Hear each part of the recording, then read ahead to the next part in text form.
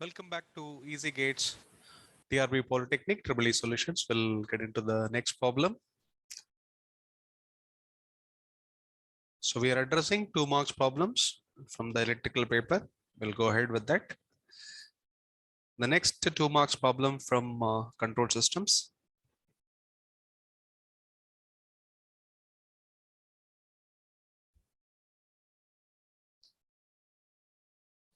So let us understand what is given.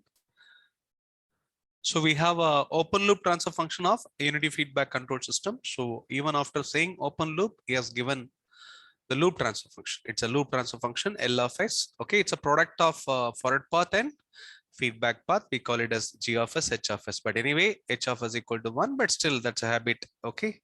So whenever we want to comment on stability, always we begin with the loop transfer function only. So K is a variable parameter. The system will be stable for all values of what value of K. Okay. So what we need to understand here is we have a closed loop control system. So input command will be R of S. Negative feedback by default. What we have is in the forward path is G of S. What is given as G of S since the feedback is unity. Okay, so that's a given system. But for any standard closed loop control system, we always consider non-unity feedback structure. So that's why always we have the loop transfer function for stability analysis. Yes, we're going to talk about stability only. The range of K, the system will be stable for all values of what? That means probably is talking about the range of K for which your system is stable. Okay, so what's given is this. So G of S is equal to 10 by S into S plus 2 into S plus K. Usually people will keep, the designer will keep K in the numerator, but he is keeping that K as a pole. Okay, right? So the point is this. So the open loop pole locations are here. One pole at 0, one pole at -2, one pole at K. That depends on the value of K. So whether it is right side of -2 or left side of -2. So it's, let me take it as minus K. So if K is greater than 2, it will be here. If K is less than 2, it may be here. Okay, between 0 and -2. We don't know where it is. Okay, so we want the system to be stable. Okay, for all values of the system will be stable for all values of what? What is the range of K? So range of K is the question now. Okay, so we have a technique. We have 2 techniques. One is in time domain. We have Raut-Hurwitz. In frequency domain. We have a frequency domain absolute and relative stability analysis. Okay, as of now, he is not pointing about that. So simply we wanted to keep the system stable means the best method now is, as of now, we can use Raut-Hurwitz criteria. Shortly, we call it as RH criteria. So by using Raut's criteria, we can give the answer quickly. So what's a fundamental for that? The fundamental is this. So we need to have a transfer function C of S by R of S. That is going to be G of S by 1 plus G of S H of S. So for a system to be stable, the pole should be on the left hand side. That means who is going to determine the pole means only your denominator polynomial. Therefore, let us focus on roots of the denominator polynomial equal to 0. That is nothing but roots of our characteristic equation. So the focus is on roots of the characteristic equation. So this will be given by where the roots are falling. Okay, will be given by RH criteria. Okay, so let us go by RH criteria. So RH criteria talks about if any sign change in the first column, okay, that is representing number of poles on right hand side, which is unstable region of operation. Okay, we'll see. Okay, what RH is saying. So this is the stable region of operation. Okay, this is LHS and this is RHS. If we have all the poles strictly on left hand side, then the system is said to be stable. Even a single pole on right hand side, the system is said to be unstable. So roots of characteristic equation, nothing but our closed loop system poles, remember. Okay, so closed loop poles. So the goal is we have to keep all the closed loop poles on the LHS. So let us play with the RH criteria. So let us begin with the characteristic equation 1 plus G of S H of S equal to 0. Blindly go with this. Then 1 plus what is G of S H of S given. So 10 by S into S plus 2 into S plus K equal to 0. Yes, get your characteristic equation. Let us form a Routh array. Okay. So then we get S into S plus 2 into S plus K equal to 0. 1 minute. Okay. After taking LCM, so you'll get plus 10 also. Okay. So it is going here, then plus 10, then move the entire denominator to the right side. That's the resultant. Then expand this. You'll end up with, let me take it to the next slide.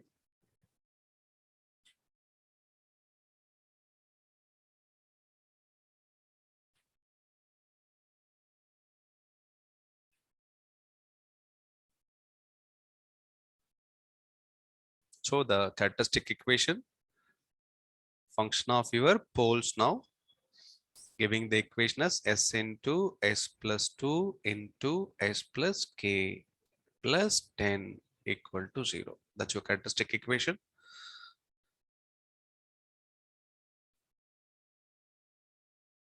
Yes. Okay, let us go ahead, expand this. As a result, S into will get A square plus, will get 2S plus 2S plus KS. So we'll get 2 plus K into S. Okay. A square, I'm expanding this, multiplying these two. So I'll get A square, I'll get KS, I'll get 2S. So 2 plus KS plus 2K, I'll get plus 10 equal to 0. Okay. So then I'll get S cube plus 2 plus K into A square plus 2K into S plus 10 equal to 0. That's a characteristic equation. From this, let us form the Routh array. So begins with highest power. What is highest power? S cube, then A square. So the first two rows are filled by your characteristic equation coefficients. Yes, begin with the highest power. Yes, what we get? S cube, then S. That's all. Only two elements. So coefficient of S cube is 1. Coefficient of S is 2K. Next one, you can take it as 0 conveniently. And then begin with the S square row. Begin with coefficient of S square. The highest even power, that is 2 plus K. Highest even power coefficient, that's 2 plus K. Okay. So then we have 10, 0. That's all. Then let us deduce the remaining rows. By default, we should go up to S power 0th row. Okay. So now let me go ahead for the rest of the rows. S power 1 and S power 0. What is S power 1 then? So 2 plus K into 2K minus 10. That's our Routh's logic. Follow that. And then this into this minus this. Follow this logic divided by wherever you started. So then 2 plus K into 2K minus 10 divided by 2 plus K you will get. Okay. That's the first element of the first column. And then next element will be 0 and this will be 0. So then take this as a x and then this x into 10 minus 0 divided by x, this will be 10. That's all. So if you want the system to be stable, the requirement is this. So there should not be any sign change in the first column elements. If there is any sign change, that is going to represent number of sign changes going to be number of roots on right hand side, means the system is going to be simply unstable. If there is any sign change, the system is going to become unstable. Therefore, don't allow any sign change. So for no sign change, 2 plus K must be greater than 0. That means K must be greater than minus 2. That's the first condition dictated by this element of the first column, okay, of the Routh array. So what about the second condition? So this is positive, no problem. Okay, so this element has to be positive, means then 2 plus K into 2K minus 10 must be greater than 0. Okay, right? So that's a requirement. So then if you expand this, okay, greater than 0 is a requirement for stability. Okay, so 1 is K minus K greater than minus 2. That's the first condition.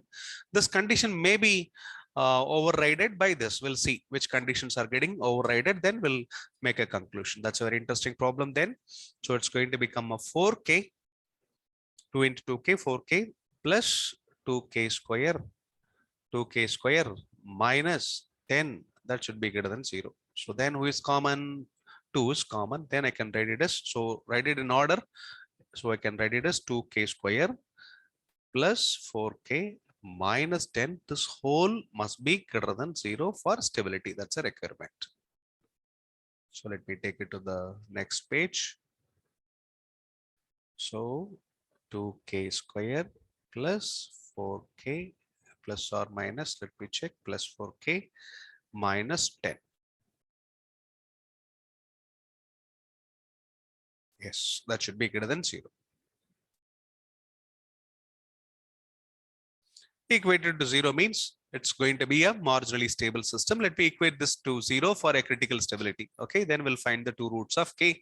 Then we'll put a greater. Okay, so I can reduce this. Dividing by 2, I'll get k square plus 2k minus 5 equal to 0. Okay, that's a condition. So any possibility of the product is minus 5 and the sum should be 2.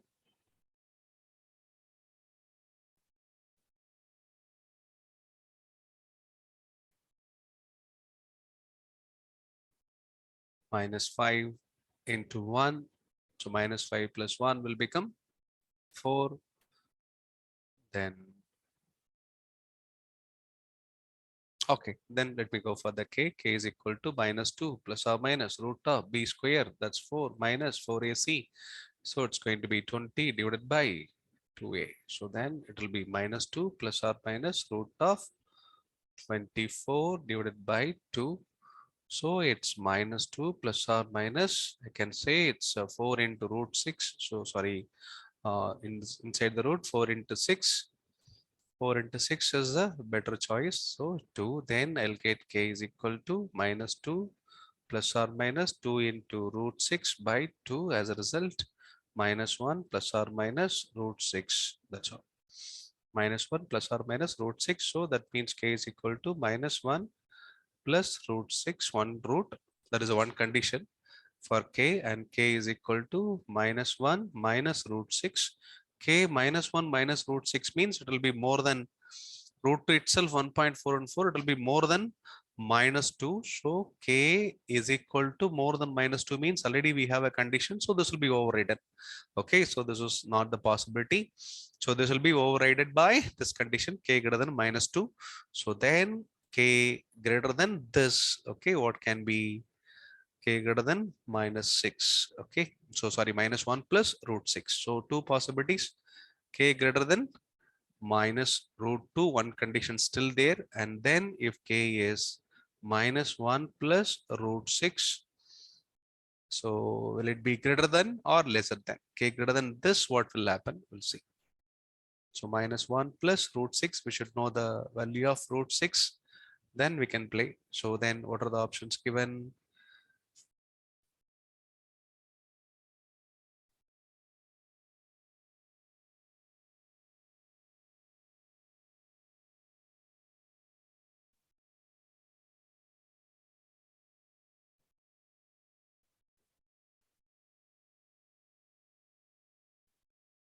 So once you know the value of root 6, then it's easy.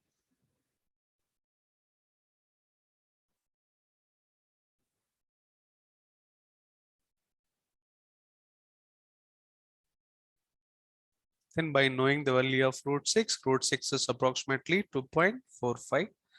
Then k probably greater than this. Okay, we have to check it. Okay, k greater than, so minus 1 plus 2.45 minus 1 plus 2.5 will become 1.45. Okay, so k greater than 1.45. Let me check. K is equal to 1.45 is the root actually for the k. So the goal is not to find the roots of k now. We need to find the boundary condition for the k. So we have to check whether it is greater than or less than the system is stable. Now let me go for a number. Okay, so suppose for example, now let me take the first column elements. So especially let me evaluate this 2 plus k, this alone. So let k is equal to 1. We'll see what happens for this one. So this is k. And here I have 2 plus k into 2k minus 10. Okay, so now let me evaluate this. Say for example, k is 1. K is 1 means what is the resultant? K is 1 means it is going to be 3. So then this is 2. So 3 into 2 is going to be 6. 6 minus 10 is going to be negative. Definitely there will be two sign changes. System is going to be unstable. Therefore, probably k 1.45 means, so k greater than 1.45, this will turn positive. So that means it has to overcome this 10. So that means k greater than 1.45 system will be stable. Okay, so the answer is this. And tricky part of the problem is you should know the value of root 6. Then because there are many closest options, okay, without knowing root 6, we can't conclude the problem quickly. So the answer is, so k greater than -2 also there, already a known condition. So we have two conditions, k greater than -2, k greater than 1.45, k greater than 1.545 will override k greater than -2. So because k greater than -2 also there, that's overridden by the another condition. Therefore, the best possible answer is option A. Okay, because k equal to 1 itself, it is unstable. Okay, so k greater than 1.45 will be the right choice. That's the best answer. Little tricky problem because we don't have a provision of using calculators in the examination. So you should somehow, okay, identify your root 6 at the earliest and then complete the problem. That's another interesting one from control system. So next problem.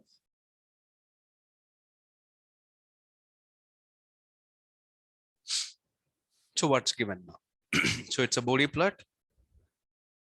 Again, a open loop transfer function is given. So it's again, it's a modulus of GH in decibels and it's omega. So what is a Bode plot given as M versus omega. Bode plot is given. In fact, MdB versus omega is given for us. The goal is from this asymptotic Bode magnitude plot, we have to get the transfer function. We'll see how to get the transfer function. So what is given? So we have 40 dB per decade starting from somewhere we don't know. Okay, so probably it is extendable. Okay, so it's a straight line. Okay, coming with a slope of 40 dB per decade means it's a possible effect of double zero at the origin. Double zero at the origin means it is k square, not k by s square, it is k square. Okay, so this is k square. Then what is happening to the slope? It is changing from plus 40 to minus 20 means its effect of a pole. Again, it is changing from plus 20 to plus 0 means its effect of pole because pole will contribute minus 20. So plus 20 minus 20 will become, sorry, plus 40 minus 20 will become plus 20. Again, the plus 20, okay, it should go at this rate. So because of the pole introduction, the slope changing to plus 40 minus 20, so it's 20 dB per decade. Again, it should be a pole, then only the slope will change from 20 to 0. So this is a pole corner frequency, this is a pole corner frequency. Therefore, I can predict G of S, H of S. That's a relatively easier problem comparing to the last one. So numerator must be K into S square. Okay, denominator should be 1 plus S by 5 in a gain and corner frequency. It's in the form of gain and corner frequency. Okay, so 1 plus S by 5 plus 1 plus, sorry, into 1 plus S by 50. That's how it goes. Okay, that should be the transfer function. So usually K we need to find. Okay, so in this case, he mentioned K. So let it be as it is. So the best possible answer for this means, okay, so check for S by 5. It is not there means 1 by 5. You can calculate 1 by 5 is 0.2 and 1 by 50 will be 1 by 5 into 1 by 10. That is nothing but 0.2 by 10. So nothing but 0.02. So expect, so instead of this K S square divided by, since it is not there, 1 plus 0.2 S into 1 plus 0.02 S. So that's your answer. Option. Okay.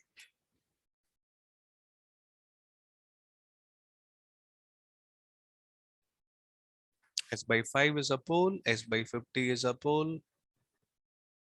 Okay, so denominator should be 1 plus 0.2 S and 1 plus 0.02 S.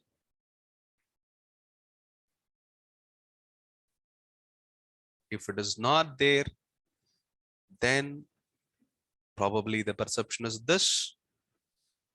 So he is not talking about this K, then I will take this K as, I will take this K as a K1. So then I will go with this as a K1. Okay, since it is not matching, so when I have K square in the numerator, it is not matching. So there must be K square, but we are getting something different, but he is giving something different. Mean take this gain as a K1, then pull out 5 and 50 from this. Then you will end up with Since it is not there, so we have to think little differently. So gh of s, that's a loop transfer function. So then it is going to be k1 into a square. Take 5 out, then you will end up with s plus 5. Then take 50 out. Okay, that is 1 by 5 out. Sorry, not 5 out. Take 1 by 5 out. Okay, from this, if you take 1 by 5 out, otherwise you are multiplying by 5, and then numerator also you are multiplying by 5. Okay, fine. Then take 1 by 5 out. If you take 1 by 5 out, it will get s plus 5 for this. If we take 1 by 50 out, we'll get s plus 50 for this. Then the result is that 5 and 50 will go to the numerator. It is going to become 250 times k1 into s square by s plus 5 into s plus 50. So he is filling 250 k1 as your k. So the right option, no other option is having double zeros at the origin. So the best option is option A itself. Already it is the only one having s square in the numerator. So that should be the option. So since the gain is not balancing, so this is what you need to balance. This is how you need to balance for the gain. So the best possible answer is option A. So another interesting problem from control systems. Yes. So with this, let me conclude this video.